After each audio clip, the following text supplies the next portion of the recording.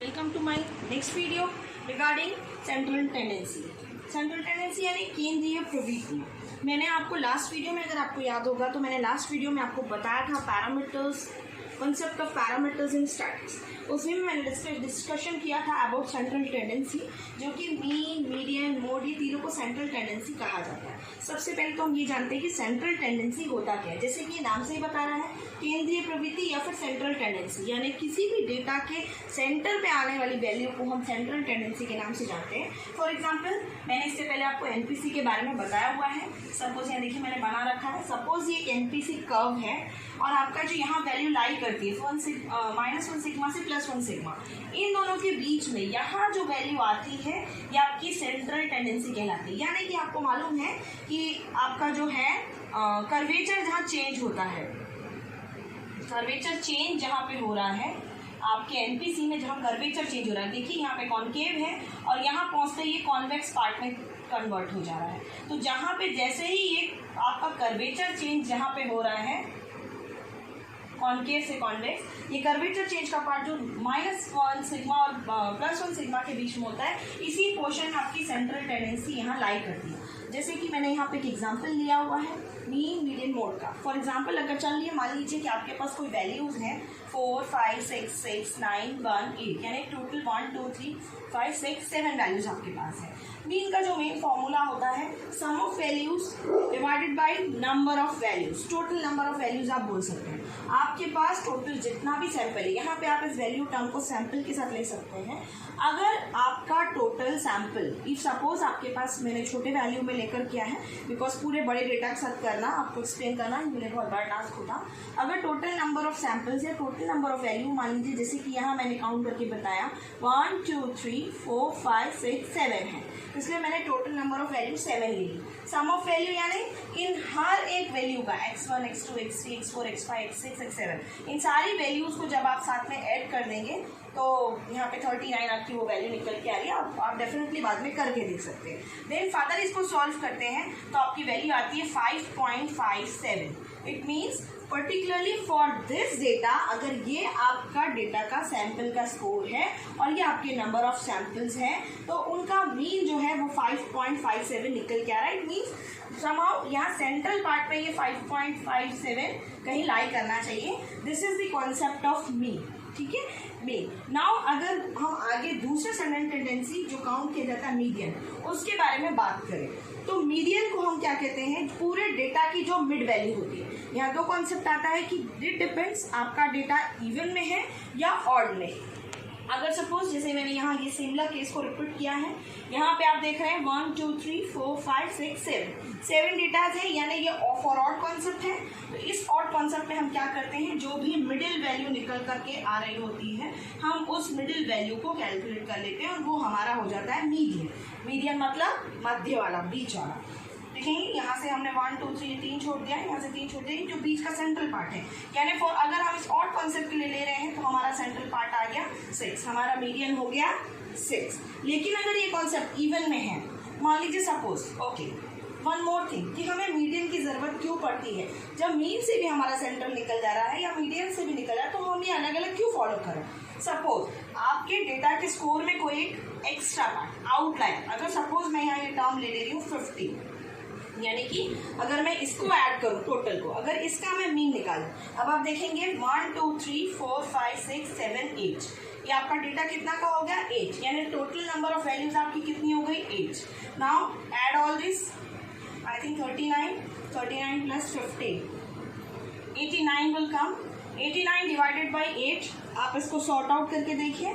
इसको sort out करने के बाद आपकी समथिंग 5.25 ये आपकी वैल्यू निकल के आ रही है। यानी इस केस में अगर हमने यहाँ की वैल्यू जो आई 45.25, यानी कि आपने क्या किया, आपने अपना ये जो ऑलमोस्ट सिंगल डिजिट डेटा दिख रहा था, इसमें आपने एक आपका कोई टूल जिसका स्कोर आपका एक्स्ट्रा हो गया बाकी सारे लोगों के स्कोर्स के, बाकी सारे स्टूडेंट्स, अगर आपने सपोज स्टूडेंट्स का स्कोर कलेक्ट किया है, 8 स्टूडेंट्स का स्कोर कलेक्ट किया है, उन पूरे स्कोर्स में से ये सारे बच्चे तो आपको टोटल स्कोर में से सिंगल डिजिट में स्कोर दे रहे हैं, बट एक सिंगल आपको स्कोर दे रहा है 50, जिसकी वजह से आपकी सेंट्रल टेंडेंसी, आपका मीडिएशन सरक सकता है। देखिए यहाँ पे आपने सिर्फ महज एक एक्स्ट्रा वैल्यू ऐड की 50, और उस वजह से आपका टोटल 39.7 यानी 5.57 से आपका मीन, एवरेज मीन हट करके चला गया 45.25 में। कहते कि 45.25 आपका जो है वो आपका मीन आ गया। लेकिन यही अगर आप इस डेटा को काउंट करके मीडियन, जब ऐसे आउटलाइनर्स आ जाते हैं तो एक आउटलाइनर्स की वजह से स्टैटिस्टिकल एनालिसिस में पूरा डेटा आपका शफल हो जाता है, चेंज हो जाता है। Just because of one odd value आपका मीन ही खसक के 5.7 से खसक के 45.25 चला गया। ऐसे कंडीशंस में जब आपके डेटा को आप एनालाइज करते हैं और देखते हैं कि उसमें बहुत से डिफरेंट वैल्यूज हैं जो वेरी कर रहे हैं, तो उसके अकॉर्डिंग हम निकालते हैं मीडियन। ऐसे कंडीशंस में हमें फॉलो करना चाहिए मीडियन। इंस्टेंट ऑफ मीन ऐसे डेटाज में हम निकालते हैं मीडियन। मीडियन का फॉर्मूला मैंने बताया, अगर आपकी ऑड की सीरीज है तो जो भी मिडिल वैल्यू है आप उसको ले लेंगे। यानी सपोज अगर आपका ये 50 नहीं होता और ये 7 की सीरीज होती तो आपका सिंपल 6 निकल जा रहा था, क्योंकि ये 7 की सीरीज में आ रहा था। अब अगर सपोज ये 8 यानी इवन की सीरीज में आ गया, मैंने यहाँ एक नंबर और ऐड कर दिया, काउंट करके देखिए 1 2 3 4 5 6 7 8। अब ये 8 हो गया। अब 8 की कंडीशन में हम मिडिल वैल्यू कैसे निकालते हैं? जो बीच की 2 मिडिल वैल्यू होती है हम उनको 2 सेंट्रल वैल्यूज को ऐड करके डिवाइड बाय 2 कर देते हैं। अब जैसे इस केस में यहाँ पे 8 है, तो कैसा हो जाएगा, हम यहाँ से 3 और यहाँ से 3 स्टेप कर देंगे, 6 + 6 / 2 it means 12/2 it means 6 will be the value. अब आप यहाँ पे एक डिफरेंशिएशन बहुत क्लियरली देख लेंगे कि मीन निकाल के हमारा काम हो सकता है, तो हमें मीडियन की ज़रूरत क्या है। मैंने बहुत क्लियर एक्सप्लेन किया कि आपके डेटा में अगर कोई एक एक्स्ट्रा आउटलायर है, लाइक जैसे यहाँ 50, तो वो एक अकेला आउटलायर आपके मीन की वैल्यू को बहुत चेंज कर सकता है। जैसे यहाँ एक 50 ऐड कर देने से इसकी मीन वैल्यू 45.25 आ जा रही थी, जबकि अगर आपने उसको एज अ इवन नंबर की सीरीज में 50 को इंक्लूड करके मीडियन निकालने की कोशिश की, तो आप देखेंगे क्या हुआ, यहाँ पे लगभग आपका पोर्शन आ गया 6। अगर आप ऊपर सेम डेटा पे यहाँ फोकस करेंगे तो यहाँ सेम डेटा पे 5.57 आ रहा था, यानी कि एक और ऐड करने की वजह से कुछ पॉइंट्स का डिफरेंस आया और लगभग सेम आपका मीन और मीडियन आ रहा है। यानी कि ये आपके डेटा का जो एक harmful effect because of this one outline आ रहा था उसको रिड्यूस कर देता है। So friends, this is the concept of mean and median. Now comes what actually mode is. Now it's term for mode. Mode means most frequently repeated value.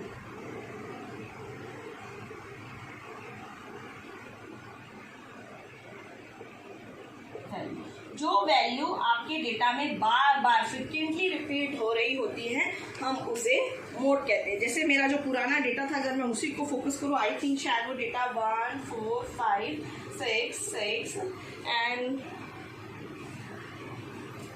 8 9 ये data है। अब यहाँ पे आप देख रहे हैं कि बार बार इस डेटा में बार बार जो टर्म रिपीट हो रहा है, 1 सिंगल टाइम है, 4 सिंगल टाइम, 5 सिंगल टाइम है, बट 6 2 टाइम्स रिपीट हो रहा है। तो यहाँ पे जो मोस्ट फ्रिक्वेंटली रिपीटेड वैल्यू होती है सेंट्रल टेंडेंसी में उसे मोड कहा जाता है। और उनकी नंबर ऑफ ऑकरेंस अगर बहुत बार वही वैल्यू रिपीट होकर के आ रही है तो हम उस वैल्यू को as a central tendency consider कर लेते हैं। नाउ आपने अब देखा कि सिमिलर एक मैंने छोटे से वैल्यू डेटा से आपको बताया कि किस तरीके से मीन, मीडियन और मोड निकाला जाता है।